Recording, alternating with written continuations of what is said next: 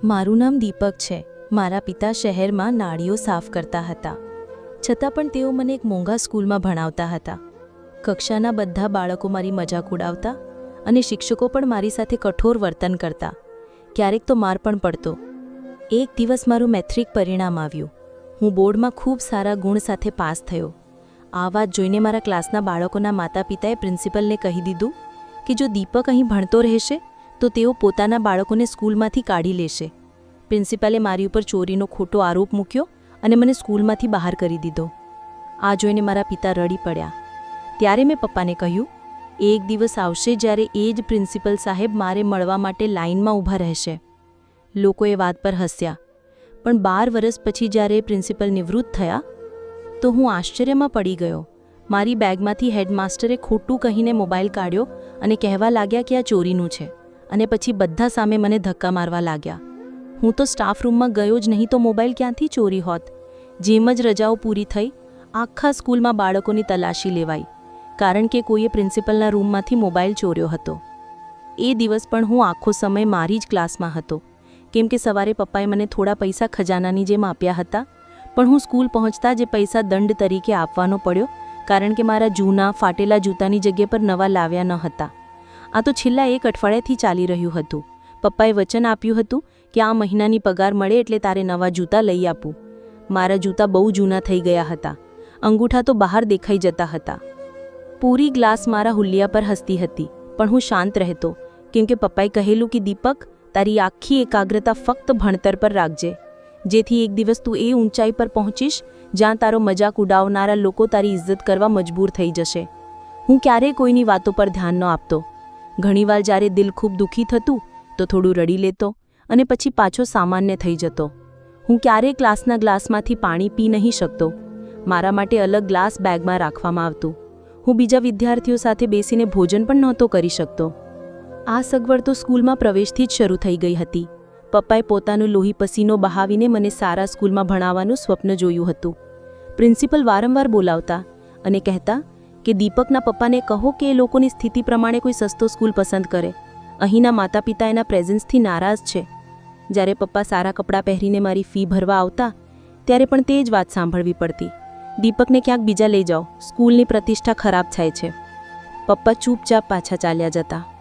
મારા વાળ પકડીને પ્રિન્સિપલ મને એસેમ્બલી હોલ સુધી ઘસડી લાવતા.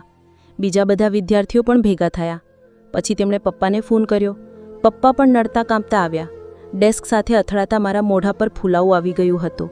મને ખૂબ ચોટ આવી હતી. હું રડતો હતો, કહેતો હતો કે હેડમાસ્ટર સાહેબ, મેં ચોરી નથી કરી, પણ તેઓ મને ગંદા શબ્દોમાં ગાળ આપી રહ્યા હતા. એ દિવસ હું ખૂબ ખુશ હતો, કારણ કે મારું પરિણામ આવ્યું અને હું સારા ગુણ સાથે પાસ થયો હતો. જેમ જ પપ્પા કોલેજ આવ્યા, પ્રિન્સિપલે મને ધક્કો મારીને તેમના પગે ફેંકી દીધો. કહ્યું કે લઈ જાઓ તમારા આ નિકમ્મા છોકરાને, આને પણ તમારા કામમાં લગાવી દો. તમે મારી વાત સાંભળી હોત તો પૈસા બચી જાય. આ છોકરાએ સ્ટાફ રૂમમાં જઈને માત્ર મારો મોબાઈલ જ નહીં ચોર્યો, પણ બીજા એક શિક્ષકનું પર્સ પણ ચોરવાનો પ્રયત્ન કર્યો છે. એ બધું મેં નથી કહ્યું, અને જેને જોવા મળ્યું એ હતા રવિ સર, જે મને પહેલાંથી જ પસંદ નહોતા કરતા. પપ્પાએ મારા તરફ સંશય સાથે જોયું. મારું ફાટેલું ચહેરો અને લોહી વહી રહેલું હોઠ જોઈને તેમનું હૃદય તૂટી ગયું. હું રડતો હતો, પપ્પા, મેં કંઈ નથી કર્યું. આજે તો બ્રેકમાં પણ ક્લાસથી બહાર ગયો નહોતો. પૈસા તો સ્કૂલ આવતાની સાથે જ દંડમાં લઈ લેવામાં આવ્યા હતા. પપ્પાએ મારી વાત સાંભળી અને મને ગળે લગાવી લીધો. પછી પોતે પણ રડવા લાગ્યા અને પ્રિન્સિપલની સામે હાથ જોડીને બેસી જતા કહ્યું, સર, કૃપા કરીને મારા દીકરાને કોલેજમાંથી ન કાઢો. એની જિંદગી બરબાદ થઈ જશે. જો તેણે કોઈ ભૂલ કરી હોય તો હું માફી માંગુ છું. પણ પ્રિન્સિપલે તેમને એક પણ શબ્દ ન સાંભળ્યા અને સિક્યોરિટી ગાર્ડને બોલાવવા લાગ્યા, જેથી અમને કોલેજની બહાર કાઢી શકાય. આ જોઈને મેં પપ્પાનો હાથ પકડ્યો, એમને ઊભા કર્યા અને કહ્યું, પપ્પા, રડો નહીં. આજે એ લોકો મને ખોટા આરોપમાં ફસાવીને અહીંથી કાઢી રહ્યા છે, પણ એક દિવસ આવશે જ્યારે એ જ લોકો મારી મુલાકાત માટે સમય માંગતા આવશે. શાયદ મારા અવાજમાં કશું કે એવું હતું કે પપ્પા શાંત થઈ ગયા. બાકી બધા લોકો મારા પર હસતા હતા. હું આંખોમાંથી આંસુ પૂછ્યા, બેગ ખભે લટકાવી અને પપ્પાનો હાથ પકડીને કોલેજમાંથી બહાર નીકળી ગયો. આ પહેલાં પણ ઘણીવાર મારી બેઇજ્જતી થઈ હતી, પણ આ વખતની ઘટનાએ મારા નિર્દોષ મનને અંદર સુધી કંપાવી નાખ્યો હતો. ઘરે પહોંચતા પપ્પા ખાટલામાં બેસીને રડી પડ્યા અને મમ્મીએ મારા ચહેરાનું હાલ જોઈને છાતી ઉપર હાથ રાખી દીધો. મેં એમને શાંત કરાવ્યો. મમ્મી, ફિકર ન કરો, બધું સારું થશે. ઘાયલ ચહેરાને કારણે હું ઘણા દિવસો સુધી ઘરમાં જ રહ્યો, પણ જેવી થોડી તબિયત સુધરી, હું સીધો મારા મિત્ર સુમિત પાસે ગયો. મને વિશ્વાસ હતો કે એ મારી મદદ જરૂર કરશે. સુમિત છેલ્લા 6 મહિનાથી એક ડૉક્ટરના ક્લિનિકમાં કામ કરતો હતો. એણે મને ઘણીવાર કહ્યું કે ડૉક્ટરને એવા કોઈ છોકરાની જરૂર છે જેને બીપી વગેરે ચેક કરવું આવડે અને દર્દીઓને હેન્ડલ કરી શકે. મને પોતાને પણ ડૉક્ટર બનવાનો શોખ હતો, પણ મને ખબર હતી કે ડૉક્ટર બનવું એટલે બહુ બધું ખર્ચાળ છે. મેં પપ્પાને કહેલું ન હતું, પણ હૃદયમાં નક્કી કરી લીધું હતું કે નર્સિંગ કંઈક શીખી લઉં. સુમિત ભણેલું અને સારા ઘરનો છોકરો હતો, છતાં પણ એ અભ્યાસ સાથે ડૉક્ટરના ક્લિનિકમાં પણ કામ કરતો હતો. ડૉક્ટર તેના કામથી એટલા ખુશ થઈ ગયા કે તેણે તેના ભાઈના મેડિકલ સ્ટોરમાં નોકરી આપીને સાંજે 3થી રાત્રે 10 સુધી રાખી લીધો. મારો આ મિત્ર સૌથી જુદો હતો. જ્યારે અમે સાથે ભરતા હતા ત્યારે મારી ખૂબ ઇજ્જત કરતો હતો. ક્યારેક એ ઘેરથી મારા માટે ખાવા પીવાનું પણ લાવતો હતો. જ્યારે મેં એની મારી સમસ્યા કહી ત્યારે ગુસ્સે થઈ ગયો અને બોલ્યો કે યાર, એ પ્રિન્સિપલ સીધા એ જ ઈચ્છતા હતા કે તું કોલેજમાં ન રહે, બીજું કોઈ કારણ જ નથી. તારા નંબર એટલા સારા આવ્યા કે તેમના બાકી વિદ્યાર્થીઓ એટલા લાવી જ ન શક્યા. મને પણ એ વાત સમજાતી હતી, એટલે પછી સુમિત મને ડૉક્ટર સાહેબ પાસે લઈ ગયો. ડૉક્ટરનું નામ હતું વિહાન શાહ. તેઓ વિદેશથી ભણીને પરત આવ્યા હતા અને તેમની વિચારસરણી સામાન્ય લોકો કરતાં અલગ હતી. તેમણે મને થોડા સવાલ કર્યા અને પછી તરત જ કહ્યું કે તું કાલથી જ કામ શરૂ કરી દે. આગલે દિવસે મેં દિવાળી પર પહેરેલું 2 વર્ષ જૂનું કપડું કાઢ્યું, તેને દુરસ્ત કરાવ્યું અને તૈયાર થઈને ક્લિનિક પહોંચી ગયો. મેં પહેલાં ક્લિનિક સાફ કર્યું, કૂલરમાં પાણી ભર્યું અને ડૉક્ટર સાહેબના રૂમની સારી રીતે સફાઈ કરી. પછી ત્યાં પહેલાંથી કામ કરતો એક વડીલો છોકરો હતો, તેના સાથે બેસીને દર્દીઓને સંભાળવાનું શરૂ કર્યું. ડૉક્ટર સાહેબે મને કામ કરતી વખતે જોયો અને ખુશ થઈ ગયા. તેમણે તે વડીલો છોકરાને કહ્યું કે મને ઝડપથી ટ્રેનિંગ આપવામાં આવે, જેથી હું પણ દર્દીઓને સંભાળી શકું. એટલું જ નહીં, મારી જવાબદારીમાં એમના ઘરથી એમનું ભોજન લાવવાનું પણ ઉમેરવામાં આવ્યું. ઘરમાં રહેતી એક વૃદ્ધ સહાયિકા મને ભોજન આપતી. ડૉક્ટર સાહેબે હજુ સુધી લગ્ન નહોતા કર્યા, પણ ભોજન એમની માતા બનાવતી. એક સારી વાત એ હતી કે ક્લિનિકમાં કામ કરતા બધા છોકરાઓ માટે ભોજન એમના ઘરથી જ આવતું. પ્રથમ તો હું બધા સાથે બેસીને ભોજન લેવા સંકોચ કરતો. એક દિવસ ડૉક્ટર સાહેબે મને બોલાવીને પૂછ્યું કે તારે શું તકલીફ છે, તું ભોજન સાથે કેમ નથી લેતો? ત્યારે મેં તેમને સાચી વાત કહી કે ડૉક્ટર સાહેબ, મને ડર લાગે છે, બીજા મારી તરફ હેણા નજરથી જોઈ શકે કે જેમ સ્કૂલમાં મજાક ઉડાવતા હતા. તેમણે મને સમજાવ્યું અને ભરોસો આપ્યો કે અહીં એવો કોઈ માહોલ નથી. મને ત્યાં કામ કરતાં 3 મહિના થઈ ગયા હતા. એક દિવસ જ્યારે હું ભોજન લેવા માટે એમના ઘરના અંદર ગયો ત્યારે તેમની વૃદ્ધ સહાયિકા બહુ જ ગભરાયેલી લાગતી હતી. મને જોઈને તે તરત જ બોલી, દીપક બેટા, જલ્દી અંદર આવો, મેડમજી સીડીઓ પરથી પડી ગઈ છે. આ સાંભળી હું દોડતો દોડતો અંદર ગયો. મેડમજીના માથામાંથી ઘણું લોહી વહેતું હતું. એ દિવસે ડૉક્ટર સાહેબે એક અગત્યની મીટિંગ માટે સવારે જ મોટા હોસ્પિટલમાં જવાનું થયું હતું અને તેઓ હજુ પાછા ફર્યા નહોતા. મેં તરત નક્કી કર્યું અને તરત એમ્બ્યુલન્સને કોલ કર્યો. એમ્બ્યુલન્સ આવવા સુધીમાં મેં તેમના માથાની પટ્ટી બાંધીને પ્રાથમિક સારવાર આપી. જ્યારે મને ખબર પડી કે તેમને ડાયાબિટીસ છે તો મેં તરત મશીન મંગાવી અને તેમના બ્લડ શુગરનું સ્તર ચકાસ્યું. તે ખૂબ જ ઓછું હતું, ગંભીર સ્થિતિમાં. મેં તરત સહાયિકાને કહ્યું કે તરત રસ લાવે. લગભગ 20 મિનિટમાં એમ્બ્યુલન્સ આવી ગઈ. એમ્બ્યુલન્સ કર્મચારીઓએ પણ મને જોઈને વખાણ કર્યો કે સમયસર સમજદારી બતાવી. મેં ઘરના નંબર પરથી જ ડૉક્ટર સાહેબને જાણ કરી. તેઓ ખૂબ ગભરાઈ ગયા અને તરત જ તે હોસ્પિટલ તરફ રવાના થયા જ્યાં હું મેડમજીને લઈ જઈ રહ્યો હતો. તેઓ આવ્યા ત્યાં સુધી હું મેડમજીનું ખૂબ સારી રીતે ધ્યાન રાખતો રહ્યો. ડૉક્ટર સાહેબ પોતાની માતા સાથે ખૂબ પ્રેમ કરતા હતા. તેમના પિતાએ બાળકપણમાં જ બીજી લગ્ન કરી લીધી હતી અને તેમની પ્રથમ પત્નીને છોડી દીધી હતી. જ્યારે ડૉક્ટરોએ તેમને કહ્યું કે જો દીપકે સમયસર રસ ના આપ્યો હોત તો તેમની તબિયત વધુ બગડી જાત, તો તેઓ મને ગળે લગાવીને રડી પડ્યા. તે મારી જિંદગીનો સૌથી મોટો વળાંક હતો. ત્યાર પછી ડૉક્ટર સાહેબ અને તેમની માતાજી મને પોતાના સંતાનો કરતાં પણ વધુ પ્રેમ કરવા લાગ્યા. જ્યારે તેમની માતાજીને મારી પરિસ્થિતિ વિશે ખબર પડી તો તેમણે ડૉક્ટર સાહેબને કહ્યું કે આ બાળકનો રેકોર્ડ ખૂબ સરસ છે, આ તો જરૂર ભણવા લાયક છે. તેઓ મને ભણાવવા માંગતા હતા. એ દિવસ મારા માટે એવું લાગ્યું કે જેમ કોઈ અંધાને અચાનક આંખો મળી જાય. તેમણે મારું કોલેજમાં દાખલ કર્યું અને હું નિયમિત કોલેજ જવા લાગ્યો. એ જ સમયે મારા મનમાં વિચાર આવ્યો કે મને ડૉક્ટરની પણ એવી કોઈ શક્તિશાળી નોકરી કરવી જોઈએ કે જેના દ્વારા હું એવું પદ પ્રાપ્ત કરું કે જ્યાં લોકો મારો ભય પણ રાખે અને જે ઓળખ એક સફાઈ કર્મચારી, નીચી જાતિ તરીકે લોકો જે નજરે જુએ છે તેના પરથી મુક્તિ મળે. હું સાંજે કોલેજથી પાછો આવીને ડૉક્ટર સાહેબના ક્લિનિકમાં પણ કામ કરતો હતો. ત્યાર પછી તેમણે કહ્યું કે હવે તું માત્ર ભણવામાં ધ્યાન આપ. તેમના આશીર્વાદ અને મહેનતના કારણે બીજા વર્ષમાં મેં રાજ્યપટ્ટીમાં 3જી ક્રમની પદવી મેળવી. મારા માતા પિતા ખૂબ જ ઋણી હતા અને વારંવાર કહેતા કે ડૉક્ટર સાહેબ આપણા માટે કોઈ માનવી નથી પણ દેવદૂત જેવા છે. ક્યારેક હું વિચારતો કે જ્યાં આશ્રમમાં રવિશંકર જેવા લોકો હોય ત્યાં ભગવાને અભિષેક સાહેબ જેવા હૃદયવંત માણસ પણ પેદા કર્યા છે. મારા 3 નાના ભાઈઓ પણ ભણતર ચાલુ રાખી રહ્યા હતા. સારા વાતાવરણમાં ભણવાને લીધે મારી સમજ અને જવાબદારી વધુ પકડી રહી હતી.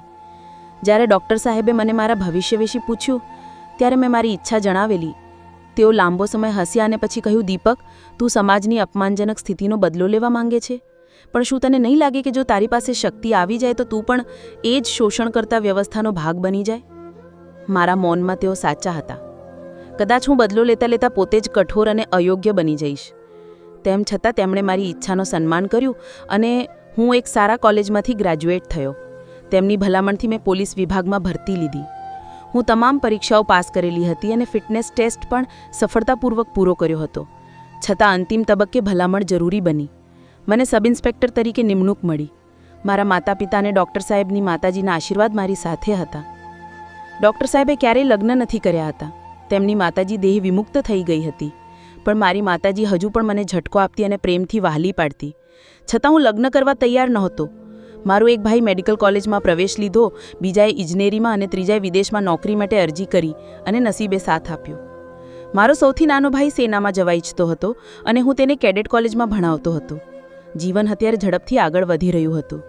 હવે મને વિશ્વાસ થવા લાગ્યો કે જો કોઈ મારા ભૂતકાળથી મને ઓળખી પણ જાય તો પણ મારી આજની સ્થિતિ જોઈને મારો ઉપહાસ નહીં કરે, પણ મારી હિંમત અને વાર્તા લોકોને પ્રેરણા આપશે. એ વિચારથી હું હસી પડતો. મારા માતા પિતા હવે સુખમય જીવન જીવી રહ્યા હતા. તેમને જોઈને મને આંતરિક શાંતિ અનુભવાતી હતી. હવે મને એ વિચાર આવ્યો કે જ્યારે બાળપણમાં મેં ગુસ્સામાં ઈશ્વરને કંઈક કહ્યું હતું ત્યારે ઈશ્વરે ખરેખર મારા માટે રસ્તો ખોલી દીધો. એ લોકો જે મારા પર હસતા હતા હવે મારા ઓફિસના બહાર કલાકો સુધી મને મળવા રાહ જોતા હતા. મારી આદત હતી કે હું અલગ અલગ ગામોમાં ખુલ્લી બેઠક યોજતો જેથી સામાન્ય લોકો સીધા મારી સાથે વાત કરી શકે. એક દિવસ આવી જ એક બેઠકમાં એક વૃદ્ધ વ્યક્તિ મારી સામે આવ્યા. તેમના પુત્રોએ તેમના ઘરના મકાન પર કબજો કરી લીધો હતો અને તેમના પુત્રોએ તેમને ઘરની બહાર કાઢી મૂક્યા હતા. મેં તેમના ચહેરા તરફ ધ્યાનથી જોવા લાગ્યો. એવું લાગતું હતું ક્યાંક જોયા છે. જ્યારે મેં તેમની અરજીમાં નામ વાંચ્યું તો તરત જ મનમાં મારા કોલેજના પ્રિન્સિપલ સાહેબનો ચહેરો ઊભો થયો. સમય બદલાય છે તો કયા કયા મહાન લોકો પણ કેવી રીતે લાચાર બની જાય છે. આ વિચારથી આંખો ભીની થઈ ગઈ. મારા પ્રિન્સિપાલ સાહેબ સાથે એક છોકરી પણ હતી જેણે આખું શરીર ચાદરથી ઢાંકેલું હતું. ફક્ત આંખો દેખાતી હતી. એ તેમની સૌથી નાની દીકરી કોઈમલ રવિશંકર હતી જેને ભાઈઓએ મિલકત સાથે ઘરની બહાર કાઢી મૂકી હતી. મેં મારી ટીમને કહ્યું કે તરત આ વૃદ્ધની અરજી પર પગલાં લેવા જોઈએ અને તેમના પુત્રોથી તેમનું ઘર પાછું અપાવવાનું કાર્ય શરૂ કરવું જોઈએ અને જો ભવિષ્યમાં તેઓ ફરી તકલીફ આપે તો કડક પગલાં લેવા જોઈએ. મને ખાતરી હતી કે મારી ટીમ મારા સંકેતોથી પણ વાત સમજી જતી હતી. તે સમયે હું મારા પ્રિન્સિપલ રવિશંકર સાહેબને શર્મિંદા કરવા યોગ્ય નહીં સમજ્યું. તેઓ જ્યારે પણ હતા મારા શિક્ષક હતા. મેં તેમને ધીરજ આપ્યું અને કહ્યું કે તેઓ મારી ટીમ સાથે ઘરે પાછા જઈ શકે છે. મારા જવાનો તેમના પુત્રોને યોગ્ય રીતે સમજાવી દેશે અને જો આગળ તકલીફ આવશે તો અમે સંભાળી લઈશું. આ સાંભળીને તેઓ રડી પડ્યા અને હાથ જોડીને આભાર માનવા લાગ્યા. તેમણે થરથરતા હાથથી પોતાની ખિસ્સામાંથી થોડી મોટી નાની નોટો કાઢીને મારી સામે મૂકી અને કહ્યું, બેટા, આ મારા તરફથી એક નાનું ભેટ માનજો. એ જોવા મળતા હું હસી પડ્યો અને ધીરે તેમના કાન પાસે જઈને કહ્યું, સર, હું આ પૈસા લઈ લઉં, પણ પછી તમે કોઈ આરોપ લગાવીને બધાની સામે માર મારી દો તો? મારી વાત સાંભળી તેઓ ચકિત થઈ ગયા. તેમના આંખો પહોળી થઈ ગઈ અને તેઓ મને ઓળખવાની કોશિશ કરવા લાગ્યા. મેં તેમનો ભાંજોવો સરળ બનાવી દીધો અને ધીરે કહ્યું, હેડમાસ્ટરજી, હું એ દીપક છું જેના પિતા ગલીઓમાં ઝાડુ મારતા અને આપ જેવા લોકોની નાડીઓ સાફ કરતા. મારી અવાજ થોડી અનાયાસે કડક થઈ ગઈ હતી. આ સાંભળીને તેમના ચહેરા પર ડર અને શરમની લકીરો દેખાઈ. મેં તેમનો હાથ પકડીને કહ્યું, માસ્ટરજી, ગભરાશો નહીં. આ વાત આપણે બંને વચ્ચે જ રહેશે કે આપણે એકબીજાને પહેલાંથી જાણીએ છીએ. મને ખબર હતી કે તેમને અંદર અંદર ડર હતો કે કદાચ હું વર્ષો જૂનો બદલો લઈ ન લઉં. પછી તેમની દીકરી તેમને લઈને પાછા ગયા.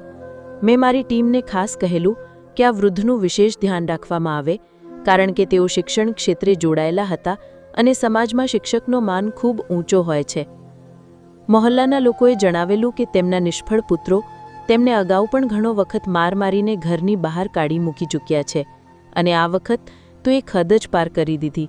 પોતાની બહેનને પણ પિતાની સાથે ઘરની બહાર ઊભી રાખી દીધી. એ પુત્રોમાંથી એક થોડો વધારે ભણેલો હતો અને ખાનગી કંપનીમાં નોકરી કરતો હતો, જ્યારે બીજો ખાનગી શાળામાં પ્રિન્સિપલ હતો. મેં બંનેને અલગ બોલાવીને મારા ઢબે ખાસ સમજાવ્યું. તેઓએ મને વચન આપ્યું કે હવે પછી પિતાને તકલીફ નહીં આપે. આ ઘટના હું લગભગ ભૂલી ગયો હતો. લગભગ 15 દિવસ બાદ મારા એક સ્ટાફ સભ્યએ મને જાણ કરી કે કેટલાક શ્રદ્ધાળુ લોકો મને મળવા આવ્યા છે. ત્યારે હું મારા નિવાસ સ્થાને હતો. જ્યારે હું તેમને મળવા ગયો ત્યારે જોયું કે વડીલ અને તેમની દીકરી કોમલ છે. તેમના હાથમાં ફળો અને મીઠાઈ હતી. તેઓ મને આભાર માનવા આવ્યા હતા. મેં તેમને સન્માનપૂર્વક બેસાડ્યા રાખ્યા અને મારી માતાને પણ કહ્યું કે તેઓ આવીને મળે. પ્રિન્સિપલ સાહેબ મારા સામે હાથ જોડીને બેઠા હતા અને માફી માંગવા લાગ્યા. બેટા, મેં તારા સાથે ઘણો અન્યાય કર્યો હતો. હું શું કરતો? મારે પર દબાણ હતું અને મને ડર હતું કે જો તું ભણવામાં આ રીતે સારું કરતો રહ્યો તો અમારા નિયમિત દાતાઓ નારાજ થઈ જાય. તેમની આંખો સતત જમીન તરફ રહી. તેમ છતાં તેમણે આગળ કહ્યું, આ માટે મેં તને ખોટો આરોપ લગાવી અને કોલેજમાંથી બહાર કાઢી દીધો. તેમની દીકરી કોમલના ચહેરા પર આજે પહેલીવાર કાપડ નહોતું. મારી નજર તેના પર પડી અને એક પળ માટે એવું લાગ્યું કે સમગ્ર દુનિયા થમાઈ ગઈ છે. પછી મેં માનભર્યું શીરું નમાવ્યું, કારણ કે હું નથી ઈચ્છતો કે શિક્ષકની દીકરીને તાકીને જોઉં. મારે કોઈ વધી વાત ના કહેવા દીધી. મેં કહ્યું, સર, એ દિવસે જો તમે મને આમ અપમાનિત કરી બહાર કાઢ્યા ના હોત તો કદાચ હું માત્ર 2-3 વર્ષ સુધી જ સારા ગુણ લાવતો રહ્યો હોત, પણ આ ઊંચાઈ સુધી પહોંચવું અશક્ય હતું. મેં ડૉક્ટર અભિષેક શાહ સાથે થયેલી મુલાકાત અને તેમની માતાજી વિશે પણ કહ્યું કે આ બધું તેમની કૃપાથી શક્ય થયું છે. મારી માતાએ પિતા દીકરી માટે ભોજનની વ્યવસ્થા કરી. તેમણે ઘણું મનાવ્યું, પણ મારી માતાએ આગ્રહ કરીને તેમને રાખી લીધા. મારી નજર વારંવાર કોમલ તરફ જઈ રહી હતી. શા માટે એવું થઈ રહ્યું હતું સમજાતું નહોતું. કદાચ મારી માતાએ મારી ચોરીની નજર પકડી લીધી હતી. જ્યારે માતાએ કોમલને પૂછ્યું કે તે કેટલી ભણેલી છે તો તેણે શાંતિથી જવાબ આપ્યો, હું MBAના અંતિમ વર્ષમાં છું. માતાએ સીધું તેના પિતા તરફ પૂછ્યું, તમે તમારા દીકરી માટે લગ્નની કોઈ વાત ચિંતાવી છે કે હજુ સુધી એકલી છે? પ્રિન્સિપલ સાહેબ થોડી કચમચી ગયા અને કહ્યું, હજુ સુધી કોઈ પણ વાત નક્કી નથી થઈ. તેના ભાઈઓ તેને ભણાવવા પણ ફિઝૂલ ખર્ચ માને છે. લગ્નની વાત તો જવાનું શું? તેમના શબ્દોમાં એટલી સચ્ચાઈ અને તાત્કાલિકતા હતી કે મારું હૃદય પણ ભરી આવ્યું. હું એક પિતાની પોતાની દીકરી માટેની લાગણી સારી રીતે સમજતો હતો. હું જાણતો હતો મારી માતાની મનસ્વી વૃત્તિ, તેથી આંખોથી સમજાવવાની કોશિશ કરી, પણ તેમના ચહેરા પર છવાયેલી ગંભીરતા જોઈને મૌન રહી ગયો. હું નથી ઈચ્છતો કે કોઈની મજબૂરીનો લાભ ઉઠાવું. ઘણા વખતે ઘણી છોકરીઓએ પોતે આગળ આવીને મારી સાથે લગ્ન કરવાની ઈચ્છા વ્યક્ત કરી હતી, પણ મેં ક્યારેય કોઈ તરફ પગલાં ભર્યા નહોતા, કારણ કે હું ઈચ્છતો હતો કે મારા જીવનમાં જો કોઈ આવે તો એવી વ્યક્તિ હોય કે જેને મારા ભૂતકાળની સમજ હોય.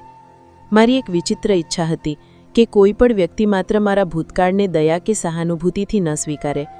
એ લોકો ત્યાં રિક્ષામાં આવ્યા હતા, પણ મેં મારા ડ્રાઈવરથી કહીને તેમને સરકારી ગાડીમાં ઘરે મોકલી દીધા. એ છોકરીની ગંભીરતા મને ખૂબ પ્રભાવિત કરી ગઈ. તેઓ જતા રહ્યા પછી મારી માતા ફરીથી મારી પાછળ લાગી ગઈ. દીપક, હવે બસ કર. તારી મજબીત છોડ. હું હવે વડીલી થઈ ગઈ છું. કેટલા વર્ષ સુધી તારી જવાબદારી લેતી રહીશ? આખી જિંદગી તો કામ કરવામાં ગઈ. ભગવાને મને દીકરી આપી હોત તો ઓછામાં ઓછું 2 ઘડી તારી આસપાસ બેસી શકે એવું સંતોષ મળત. 4 દીકરા આપ્યા છે ભગવાને, અને ચારેના ચારે નિકમ્મા. બધા પાસે નોકરી છે છતાંય હજુ સુધી લગ્ન નથી કર્યા. અંતે ટિપિકલ ભારતીય માતાની જેમ રડી પડી. મને માની આ આદતથી ઘણીવાર ડર લાગતું હતું. મેં આખરે બધું તેમના પર છોડી દીધું અને પોતે પીછેહટ કરી ગયો. રાત્રે હું મારી સ્ટડીમાં બેસી ગયો, જૂની યાદોમાં ખોવાઈ ગયો. સમજતો રહ્યો કે ધન અને પદવી માણસની જાત, વર્ગ અને એની દરેક નબળાઈને ઢાંકી દે છે. એક ઊંડી શ્વાસ સાથે મેં ભગવાનનો આભાર માન્યો કે તેણે મને મારી હદ કરતાં પણ વધારે આપ્યો. થોડા જ દિવસોમાં મારી માતાએ કોમલના પિતાશ્રી સાથે વાત કરી. તેમનો તો જાણે પહેલાંથી જ સંમતિ આપવાનો ઈરાદો હતો, તરત હા પાડી દીધી. પણ મેં માને કહ્યું, હું કોમલની સંમતિ લીધા વગર લગ્ન નહીં કરું. મેં કોમલ સાથે વાત કરી, મારા વિશે એક વાત ખુલ્લેઆમ કહી નાખી. તેના જવાબમાં તેણે એવી એક વાત કહી કે હું તરત જ સમજી ગયો કે આ છોકરી જ મારા નસીબની હકદાર છે. તેણે કહ્યું, ભગવાને પહેલાં તમને મુશ્કેલીઓમાંથી પસાર કર્યા કારણ કે પછી એ તમને શ્રેષ્ઠ વસ્તુઓ આપી શકે. હવે જો તમે મને મારી જિંદગીમાં સ્થાન આપો છો તો એ મારી ખૂબસૂરત નસીબદારી ગણાશે. એ સાંભળી હું વચનમાં બંધાઈ ગયો. 1 મહિના મારા લગ્ન ખૂબ ધૂમધામથી થઈ ગયા. કોમલના પિતાજી બહુ ગૌરવ સાથે લોકોને કહી રહ્યા હતા, આ મારો ઘણો હોશિયાર વિદ્યાર્થી હતો. આજે પોતાની મહેનત અને ભગવાનની કૃપાથી આ ઊંચાઈએ પહોંચી ગયો છે. હું લોકોના ચહેરા જોઈ રહ્યો હતો, સ્મિત કરીને બધાની શુભેચ્છાઓ સ્વીકારી રહ્યો હતો. કોમલ પણ શરમથી મારી તરફ જોઈને સ્મિત કરી રહી હતી. મારા માતા પિતા અને 3 ભાઈઓ ખૂબ જ ખુશ હતા અને હું પોતે પણ એક અગાધ સંતોષ અનુભવી રહ્યો હતો. નિસંદેહ ઈશ્વર શ્રેષ્ઠ પાલનહાર છે, જે પોતાની ઈજ સર્જનના દુઃખ પર પોતાની કૃપાનું મરહમ જરૂર ચોંટાડે છે. બસ માણસે ધૈર્ય રાખવાનું હોય છે. તો મિત્રો, આજની આ પ્રેરણાપ્રદ વાર્તાનો મોરલ: ધૈર્ય, ઈમાનદારી અને સારા ઈરાદા સાથે કરવામાં આવેલી મહેનતનું ફળ ભગવાન જરૂર આપે છે. આ આપણા માટે જીવનનું મહત્વપૂર્ણ પાઠ છે. જો તમને વાર્તા ગમી હોય તો ચોક્કસ જણાવો. લાઇક કરો, શેર કરો અને સ્ટોરી કોર્નર ચેનલને સબસ્ક્રાઇબ કરવાનું ભૂલશો નહીં. બેલ આઇકોન પણ દબાવી દો જેથી નવી વાર્તાઓની સૂચના તરત મળે. આભાર.